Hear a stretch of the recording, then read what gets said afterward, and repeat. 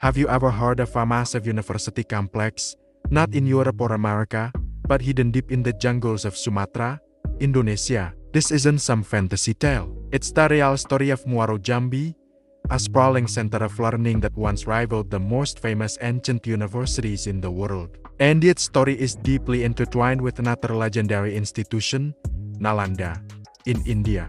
Today, we're going on an archaeological adventure to uncover the fascinating connection between these two giants of ancient Buddhist scholarship. Let's journey back in time, over 1,000 years ago. The Srivijaya Empire, a powerful maritime kingdom, controlled the major sea lanes of Southeast Asia. Trade was booming, and with it came the flow of ideas, culture, and religion. At the heart of this intellectual exchange was Buddhism. In India, Nalanda University was the undisputed epicenter of Buddhist learning. It was a legendary Mahavihara, a great monastery, attracting thousands of students and scholars from across Asia. They came to study philosophy, logic, medicine, mathematics, and of course, the deepest teachings of the Buddha. Nalanda was the Harvard of its day, a beacon of knowledge that shone brightly for centuries. But Nalanda wasn't the only star in the sky. Far to the southeast, on the island of Sumatra, along the Batanghari River, another great center was rising, Muaro Jambi. Imagine a site covering nearly 4,0 hectares, dotted with dozens of temples, or candi as they're called in Indonesian. These weren't just places of worship. They were part of a massive educational complex, a Mahavihara in its own right.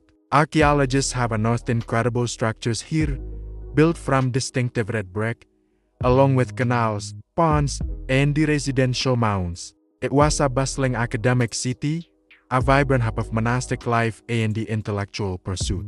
So, what's the connection? How did these two distant centers of learning influence each other? The link is a famous Srivijayan prince, Balaputradewa. An inscription from Nalanda, dated around 860 CE, tells you us a remarkable story. Balaputradewa, the king of Suvarnadvipa, which we know today as Sumatra, funded the construction of a monastery right at Nalanda. Why? It was for the Srivijayan monks who were traveling all the way to India to study. This wasn't just a donation, it was a statement. It showed the deep respect and the close ties the Srivijayan rulers had with Nalanda. They saw Nalanda as the ultimate source of authentic Buddhist teachings and they wanted their own scholars to learn from the very best. This inscription is our smoking gun. It proves direct, high-level contact between the Srivijayan kingdom, the likely patrons of Muaro Jambi, and the Nalanda Mahavihara. The relationship wasn't just one way either. While Srivijayan monks went to Nalanda,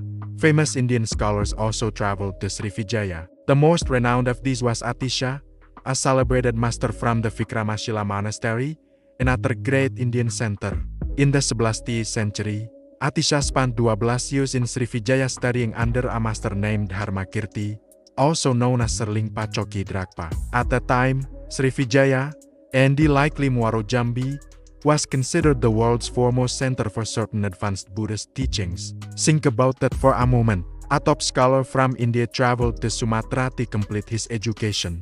This shows that Muaro Jambi wasn't just a satellite campus of Nalanda. It had become a world-class institution in its own right, with its own unique specializations. Let's look at the physical evidence. The architectural style of Muaro Jambi is distinctively local, using red brick instead of the stone often seen in India. But the core concept of Mahavihara, a large monastic university, is straight from the Indian playbook pioneered by institutions like Nalanda. You can see the shared DNA in the layout, stupas, viharas or monastic dwellings, and the temples are organized into a sprawling educational landscape. The artifacts found at Muaro Jambi also tell a tale of connection. Chinese ceramics, beads from the Middle East, and the Indian-style statues all point to a cosmopolitan center deeply integrated into the global trade and the knowledge networks of the time. The very existence of such a place proves the incredible reach of Nalanda's influence. It inspired the creation of a sister institution across the Bay of Bengal. But why did Srivijaya need a place like Muaro Jambi when they could just send monks to Nalanda? Building a local center of learning was a strategic move. It allowed them to educate a much larger number of monks and to create a self-sustaining intellectual culture. It was also a way to adapt Buddhist teachings to the local context, blending them with existing Southeast Asian traditions. Muaro Jambi became a hub for translating Sanskrit texts into Old Malay and the other local languages, making the knowledge accessible to a wider audience. It was an engine of cultural production, not just a place for passive learning. It was where the teachings from Nalanda were received, digested, and then retransmitted in a new, local flavor throughout the archipelago. So, you can think of the relationship like this. Nalanda was the prestigious, ancient parent university, the original source of knowledge and prestige. Muaro Jambi was its ambitious, dynamic offspring. It started by learning from its parent, sending its best and the brightest to study there and even building a presence on the parent campus. But over time, it grew and developed its own unique strengths, eventually becoming a world-renowned center of excellence that even attracted scholars from its parents' homeland. They weren't rivals. They were partners in a shared mission to preserve and spread knowledge across Asia. Their connection formed a golden academic bridge that spanned the Indian Ocean. Sadly, both great centers eventually fell into decline. Nalanda was ransacked by invaders around the year 1200, an event that marked a turning point for Buddhism in India. The decline of Muaro Jambi was more gradual, likely linked to the waning power of the Srivijaya and the Majapahit empires and the subsequent shift in trade routes and the religious affiliations in the region.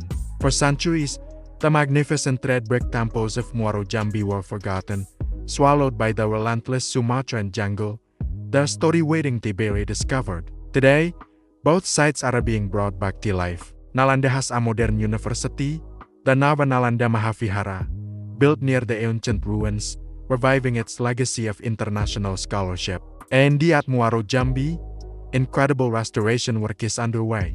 The Indonesian government, recognizing its immense historical importance, has designated it a National Cultural Heritage Site and is working towards a UNESCO World Heritage nomination. As archaeologists continue to peel back the layers of first-hand time, they uncover more evidence of this vibrant academic city. It's a living excavation, a puzzle being pieced together right before our eyes. The story of Nalanda and the Muaro Jambi is a powerful reminder that the quest for knowledge knows no more borders. It's a tale of two incredible institutions, separated by an ocean but united by a shared passion for learning and the wisdom. Their legacy is a testament to a time when ideas flowed as freely as the monsoon winds, creating a rich, interconnected world of scholarship that we are only just beginning to fully understand. Thank you so much for joining me on this journey through history. If you enjoyed this exploration, please hit that like button and don't forget to subscribe for more deep dives into the forgotten corners of our world as amazing past. See you next time.